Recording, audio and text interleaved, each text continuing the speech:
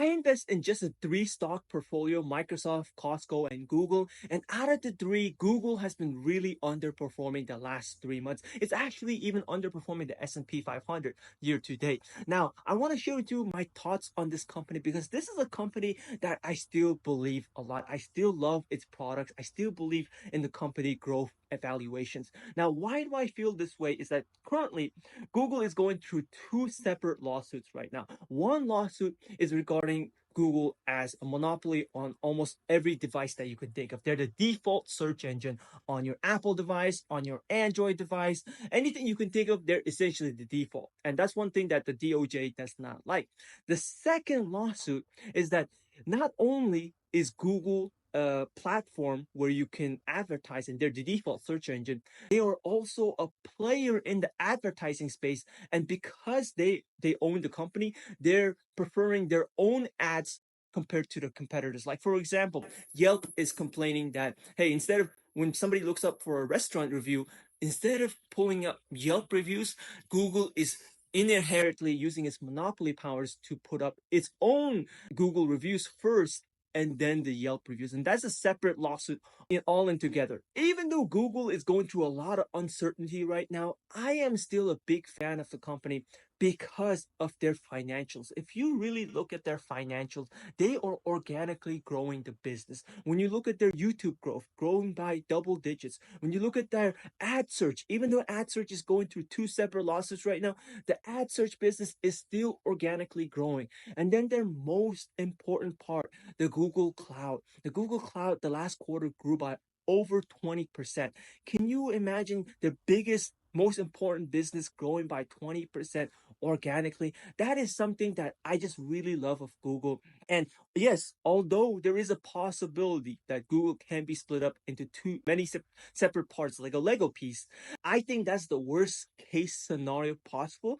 And I just don't think the worst case scenario is going to happen. That's a prediction that I'm willing to make. And as a result, I'm buying more into the company with this uncertainty. What I think is more likely to happen with Google is rather than Google being broken up, I think that there is a higher possibility of Google stop being the default search engine. Because when you think about your Apple phone, when you think about your Samsung phone, they are the default search engine. And as a result, we might have more options for users to pick from, such as Bing, DuckDuckGo, and other ad search businesses. Now, I don't think this is still not too bad of an issue because typically in industries, when you're the number one player in your industry, you usually still take a big majority of the market share. And with how much people are ingrained into Google, I just think that Google is still going to be the dominant player in the ad search, even though you give consumers the option to use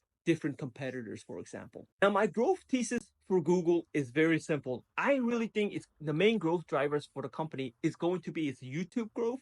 Not only that, their cloud growth. When it comes to YouTube, right now Google has this subscription business called YouTube Premium. I'm a member of YouTube Premium. It's a subscription business that I cannot survive without. It's something that I'm so addicted with that I am willing to pay $30 a month just to be able to use YouTube without any ads. And I think about it, I went back to regular YouTube when I had the ads, and I realized how sticky of a product that YouTube Premium is. Once you go without ads, going back to ads, it's almost painful for me. It's one thing that I realized that wow, such a frugal guy, even I can't handle going through ads. To Premium, I do believe that the product is gonna grow organically double digit return year over year until it comes to a point where it might actually make more money than Netflix itself, because people, they value YouTube more than Netflix, in my opinion. The regular person, they get so much value from YouTube. They get entertainment, knowledge, trivial stuff, drama. There's just so much stuff on YouTube, and it just organically grows. You don't have to pay your creators that much because your creators are able to make the content for the lesser fee than someone like Netflix. In terms of the Google Cloud business, that Google Cloud business is interesting because even though they're the third player in this space, I still think the Google Cloud is going to grow because if you haven't noticed, every single year we produce more data than we have ever done before. Because every single year, more people create videos, more people create data that it needs to be stored at a particular place. And a Google Cloud is a very, very good place to do that because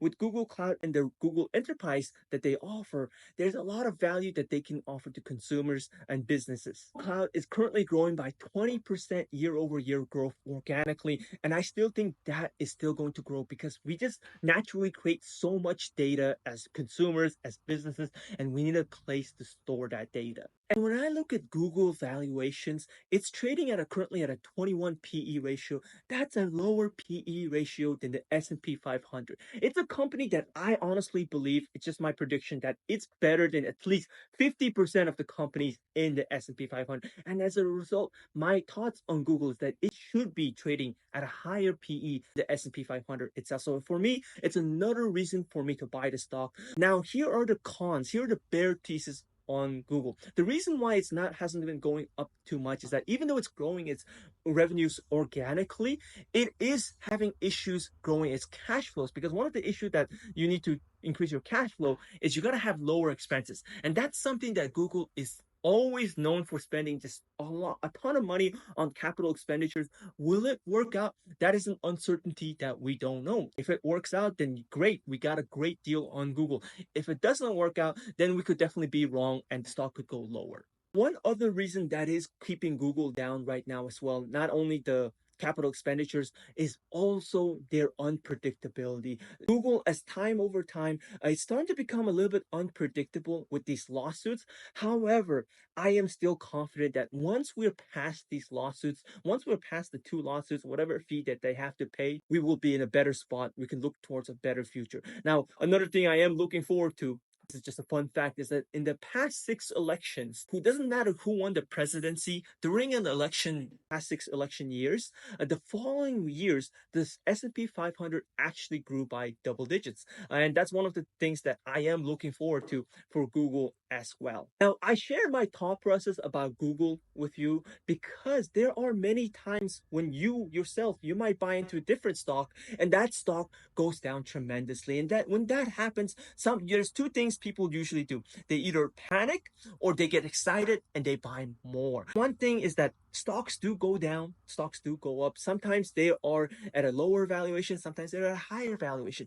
It really depends on your research. When you buy into a stock, you want to buy into a stock that even if it goes down 10%, 20%, that you're not gonna lose your cool, even as long as the thesis on your stock does not change. There have definitely been moments where I had a stock, it go down, and I did end up panic selling because I didn't believe in the company that much. Ever since I learned my lesson on that, when I buy a new stock, such as let's say Google, I knew that even if it goes down, because Google could go down to another 130 to 120, I would still get excited and buy more because I know that this is a company, well, my prediction is that this is a company that's going to be here to last for decades to come. I believe that even in the next 30 years, 40 years, Google will still be here.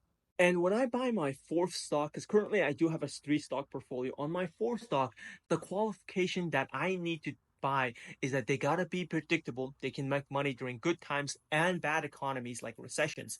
They have to have reoccurring revenue, revenue that even though we have a recession, you still need, such as, for example, Costco. People are not gonna stop buying groceries just because we have a recession. And then lastly is that how easy is it for the business to grow?